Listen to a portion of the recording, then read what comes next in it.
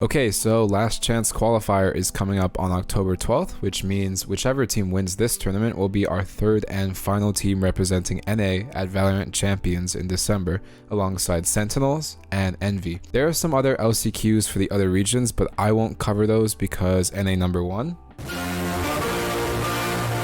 So if you're new to Valorant esports and want to impress your friends at the next watch party with some high IQ Reddit analysis from yours truly, I got you, bro. So there will be 10 teams going to LCQ playing in a double elim bracket format, 4 of which I think will be considered tournament favorites, which I'll go over first, and the other 6 that I'll go over briefly and talk about their previous tournament showings and kind of what to expect from them. The first team we'll be talking about is 100T is definitely a fan favorite for this qualifier. They were a serious contender at Masters Berlin, which was our last international tournament, and beat out the likes of Ascend in the playoffs using the popular strategy of find out where CNET is going, let's go to the other site. And they also beat Gambit during the group stage, who ended up winning the whole thing and becoming the next Valorant World Champions. So, to put it lightly, 100T greater than Gambit, Gambit equals World Champion, NA equals World Champion. NA number 1. 100T has this rep of being a bit of a boomer team, but altogether has this stability to them that made them really solid to watch. They have 30 plus years of competitive experience with their IGL Steel, their Silva player Hiko, and Nitro, their controller, who all played a really good foundational support to their 2 younger players, Ethan, who is the cleanest fundamental player out of the team, and honestly just the most consistent player. And their X Factor in Asuna, who just kills people on ropes. Why I can't do that. Now, an absolutely solid team that has been expected to perform at every North American tournament as well as international tournaments makes a semi-finals appearance in the most recent international tournament and is finally starting to look like the system or kind of the structure that 100T had kind of wished for when they built this squad. They have their 3 veterans and their 2 zoomers that can kind of out-aim, and then the veterans keep everyone kind of calm for the LAN, right? So it's finally starting to work. Do you know what we should do? Fucking kick one of them. Nice fucking try.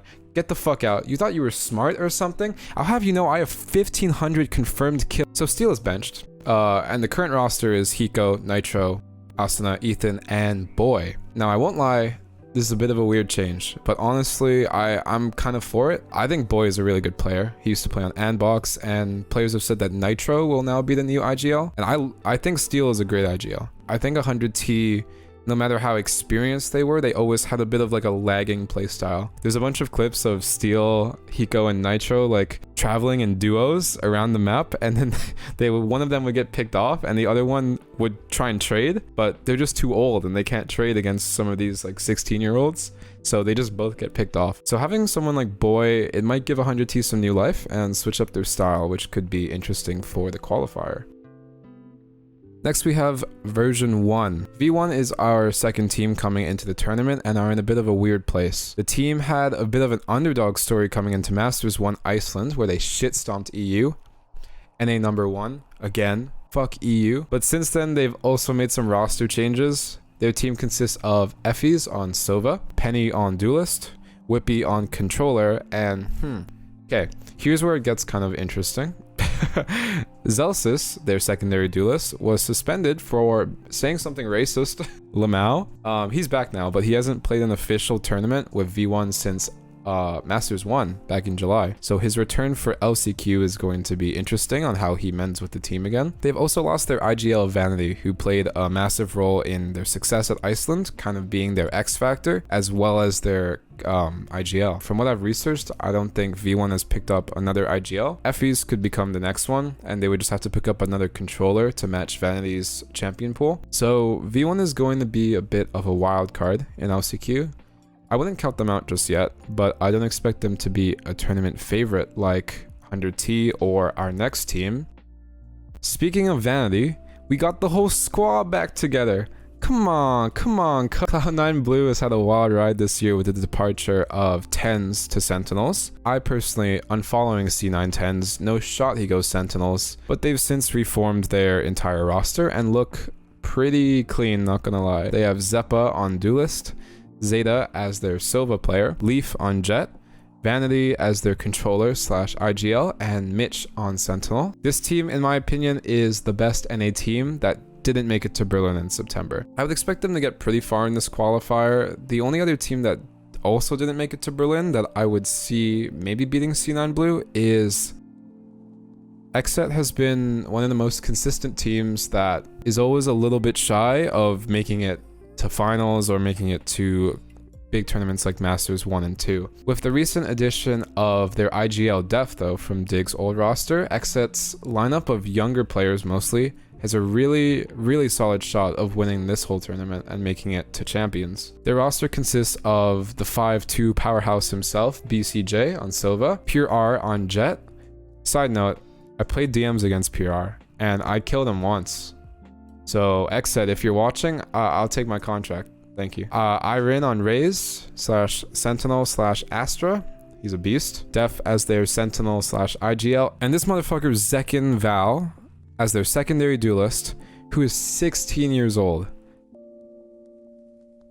Don't you have homework? So to conclude, XSET is going to be a strong contender in the qualifier and definitely a team to watch, especially in their matches against 100T and Cloud9 Blue. Those were my top 4 tournament favorites. So now we'll be moving on to the 6 teams that I think bring something interesting to the table and could maybe like turn a couple games against the best teams here. All right, so FaZe Clan is weird. They're a weird team. They've pioneered this playstyle, which is eloquently called smeaging, in which they just rush everything. They have this tendency to play outwardly aggressive and try and catch opponents off guard and just out-aim them, which works really well a lot of the time. You'd be surprised how many times it works, but it also works really badly a lot of the time. Their roster consists of Baby Bay on Jet, who is, yeah, well, he's Baby Bay. Baby J, who is not Baby Bay. FaZe Clan's got like a weird thing for the baby, I guess. Then we have Rockass, who is known in Overwatch for having... I don't have to explain it. And Corey, who is a really good Raze. And Zachary, who is clutch as fuck. We haven't seen FaZe since July, and the game has changed a lot since then, and we don't know if they have changed a lot since then. Either we see them smeaging like they always do in LCQ and not winning but maybe taking a couple games off of the best teams, or they've changed their playstyle and adapted to this meta. Then we would have to see how effectively they can execute on that. I don't expect them to go too far in this tournament no matter what, but they will be fun to watch as always because it's FaZe Clan. Now with LG, Dre is sick, Aprodo is sick, and now he's playing Duelist, so he's even more sick. Moose is sick. Dazzle is also sick. And Tig, also pretty sick. LG is definitely a team to watch. Probably my favorite out of the 6 non-tournament favorite teams that I've listed. And I expect them to perform pretty well, but maybe not make it to top 4. I kind of have them in the same boat as Generation Gaming, one of my favorite teams in every esport. Before they dropped Hwin, I hate you guys now. Please bring Hwin back. Besides that, Gen.G is a pretty solid roster, and they've kept the main parts of their team together for most of this year in Gumond, Kusta, Sean, and Mikhail.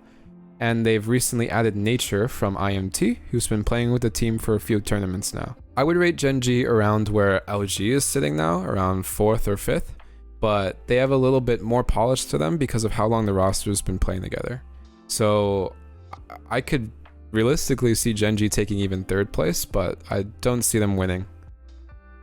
And our last team from NA is Rise, consisting of Poised, Shanks, Neptune, Derek, and Superman. I don't have too much to say about Rise. They can be kind of like an X Factor team.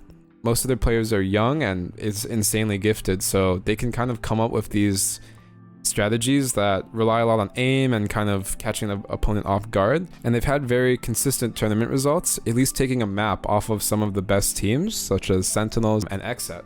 So as for the LCQ, I think if Shanks can smell the enemies really well on tournament day, they probably have a decent shot of at least challenging semis, but I see them probably ending around the 1st or 2nd leg of the tournament.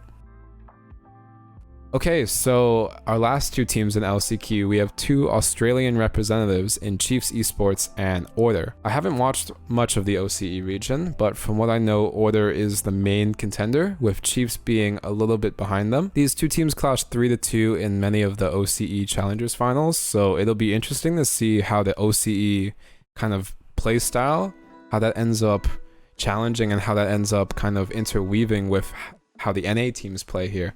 I wouldn't bet on either team winning it all, especially since they're from Australia and they play all of the maps but upside down, which is going to be a bit of a learning curve, of course, but nevertheless, it'll be really cool to see if they can catch some of the NA teams off guard. So those are the 10 teams competing in LCQ in October. If you would ask me to rank them from strongest to worst, I would say number 1, 100 Thieves, Cloud9 Blue as number 2, XSET, then version 1 / Gen.G, then LG, then FaZe, then Rise, then Order, and then Chiefs. But obviously, with the nature of double elim and how young the Valorant scene is, we could see a lot of upsets. That's what makes the concept of having a last chance qualifiers for champions so interesting. Whoever's better on the day will definitely end up taking it, and it's going to be exciting to watch nonetheless. Thank you for watching. That's all of the teams that will be competing in the LCQ on October 12th. And just keep in mind that the team that wins that will be making it all the way to Champions to compete in December alongside Sentinels and Envy. If you like this video, please subscribe and leave a like. Please. I'm dying. And yeah, I'll see you guys next video. Peace.